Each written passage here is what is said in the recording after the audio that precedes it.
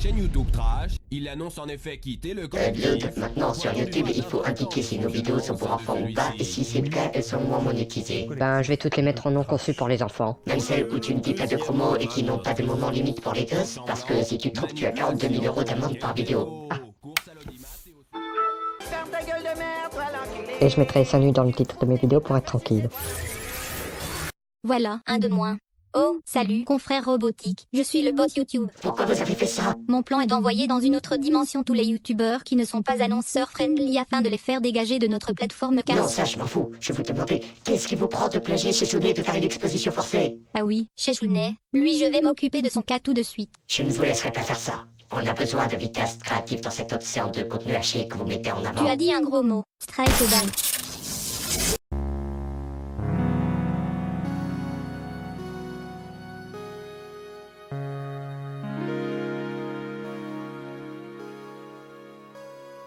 Je sais comment vous faire entrer chez vous en échange d'une aide dans ma mission. Allez à l'endroit indiqué à la carte ci-jointe si vous vous sentez prêt. Bienvenue, Bloodstorm. Tu arrives juste à temps pour les sélections. Les sélections? Quelles sélections? J'ai dit que je t'aiderais si tu m'aidais dans ma mission, et elle est si importante que je ne regrette pas n'importe qui. Ok, j'ai compris. Quels sont les tests? Il n'y a qu'un seul test de réflexion, consistant à terminer le jeu suivant à 209,4%. Ok, ça doit pas être si compliqué. Ah. Fez est un jeu indépendant de puzzle plateforme créé par Phil Fish, de son vrai nom Philippe Poisson. Ce n'est pas une blague de merde, c'est son vrai nom, qui avait travaillé à Ubisoft durant une période qu'il considère comme la pire expérience de sa vie, avant de travailler sur Fez, dans un premier temps avec Sean McGrath, avant que ce dernier ne quitte le développement du jeu après une embrouille avec Phil Fish. Annoncé en 2007, le développement de Fez ne fut pas très facile à cause de problèmes d'argent et problèmes personnels de Phil Fish, et dura 5 ans car Phil Fish était si perfectionniste qu'il a revu les graphismes 3 fois, et voulait toujours en ajouter plus, au point où il a fallu environ 4 ans avant qu'il sache à quoi ressemblera le produit fini. Le jeu sortit finalement le 13 avril 2012 sur Xbox 360 avant d'être porté sur PC, Mac, PS3, PS4, PS Vita et iOS. Le jeu rencontra un succès critique et financier avec 1 million de ventes entre avril 2012 et fin 2013, dont 20 000 le premier jour. Ce succès est-il mérité? C'est ce que nous allons voir. Le jeu nous fait contrôler Gomez, un personnage vivant dans un monde en 2D qui reçoit d'un hexaèdre parlant dans un langage codé, utile pour se faire comprendre, un Fez, d'où le titre, permettant de pivoter entre les 4 plans de cet univers qu'on croyait plat, mais qui se révèle être en 3 dimensions. Dislike c'est un platiste. Et évidemment, en remerciement, on tue l'hexaèdre.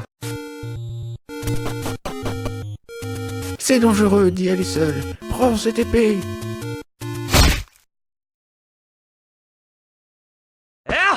Suite à notre crime, on va devoir récupérer les 64 cubes qui formaient l'hexaèdre, sinon quoi le monde va être détruit. On sera guidé par Dot, qui est complètement inutile, mais ne l'ouvre que quand on lui demande une fois le tuto terminé, donc il ne pose pas de problème. Le jeu a un style propre en pixel art très beau et diversifié, avec de belles textures bien colorées et des thèmes variés rendant presque chaque île unique. Le jeu de lumière et le cycle jour-nuit, en plus de magnifier les graphismes, donne vie à l'univers du jeu et propose une bonne ambiance souvent calme et contemplative, parfois mystérieuse et assez particulière. Ça et l'ambiance sonore très bonne, avec une excellente OST en style chiptune composé par Rich Freeland. Et mine de rien, ça aide à donner une identité propre au jeu. Ça est évidemment ce qui en fait sa plus grande force, son concept. La mécanique principale est la possibilité de faire pivoter d'un quart de tour l'angle de vue, ce qui, dans le plan bidimensionnel de notre point de vue, modifie l'emplacement et la distance des plateformes et permet entre autres d'accéder à d'autres portes et objets. On a déjà vu ça dans d'autres jeux, mais ici l'exécution de ce concept est particulièrement poussée. Les contrôles de Gomez sont plutôt simples, on peut grimper, sauter, interagir avec les objets et rentrer chez les gens sans leur permission comme tout bon héros de jeu vidéo. Étrange qu'il n'y ait toujours eu aucune polémique à ce sujet d'ailleurs. La partie plateforme et exploration du jeu a un très bon level design qui approfondit l'exploration de cet univers très vaste et offre une nouvelle approche de jeu de plateforme grâce au concept de changement de plan, s'enrichit par certaines mécaniques pas très nombreuses mais suffisantes pour renouveler l'expérience et propose par moments plus de challenge qu'elle en a l'air mais sans jamais être frustrant pour autant. Le jeu nous ramenant à la dernière plateforme où on était avant de sauter en cas d'échec et nous laissant prendre notre temps. Cette partie plateforme est très bien mélangée à des énigmes majoritairement basées sur le changement de perspective de plus en plus complexe et difficile demandant beaucoup de réflexion aux joueurs pour récupérer tous les cubes et morceaux de cubes éparpillés à travers le jeu. Et encore, en plus de la quête des 32 cubes suffisants pour terminer le jeu nous propose, si on a assez de persévérance, une autre expérience de jeu assez particulière consistant à récupérer d'autres collectibles facultatifs qu'on ne peut obtenir qu'en résolvant des énigmes bien plus poussées, voire complètement tordues, demandant aux joueurs de s'impliquer, non seulement dans le jeu, mais également en dehors du jeu. Par exemple, en donnant des indices via des QR codes ou des messages codés, en ne faisant apparaître des objets qu'à une certaine heure, en demandant aux joueurs de prendre des notes, traduire des points clignotants temps en code binaire, et j'en passe et des meilleurs. Certains diront que cette expérience a l'air trop prise de tête pour être amusante et plaire à tout le monde, et à ça je répondrai oui, mais le fait que le jeu n'ait pas été pensé pour plaire à tout le monde n'est pas une mauvaise chose, car l'appréciation de personnel d'un jeu ne dépend pas seulement de sa qualité, mais aussi des goûts subjectifs du joueur. Donc aucun jeu, même les meilleurs, ne sera apprécié par tout le monde. Donc vouloir absolument plaire à tout le monde est inutile et peut être néfaste pour le jeu. Pour donner un exemple récent et connu, Super Mario Odyssey apportait une mécanique très intéressante, mais comme le jeu voulait plaire à tous les joueurs, quel que soit leur niveau, et qu'ils jouent chez eux 2 heures ou dehors 5 minutes le temps que leur bus arrive, le jeu a décidé d'être adapté aux débutants qui ne font que 2 courtes sessions, et on se retrouve avec des missions pour la plupart trop courtes et simples, et donc on n'exploitait pas à fond le potentiel de cette mécanique. En revanche, FaZe exploite à fond son concept pour être une perle visant un public précis, plutôt que de se limiter dans l'exécution de son concept afin de plaire à tout le monde. Et puis comme je l'ai dit, ces collectibles difficiles à récupérer sont facultatifs, donc FaZe ne délaisse pas ceux qui peuvent apprécier la collecte des cubes jaunes. Cependant, il y a un défaut un peu problématique.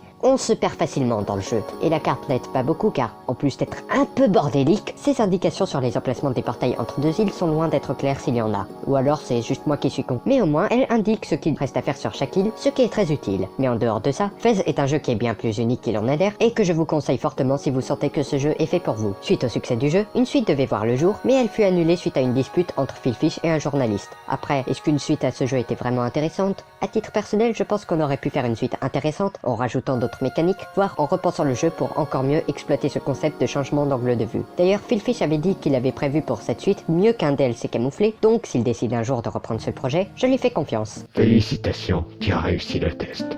Voici maintenant ta mission. Vois-tu, dans chaque univers, il existe une relique comme celle-ci. Mais une personne avec de mauvaises intentions cherche à tout récupérer. Récupère-les avant lui et sauve le multivers. Voici de quoi voyager entre les univers. Vous êtes au courant que maintenant je peux rentrer chez moi sans vous aider? Oui, mais je sais que tu ne le feras pas. Si. Quoi? Non, attends!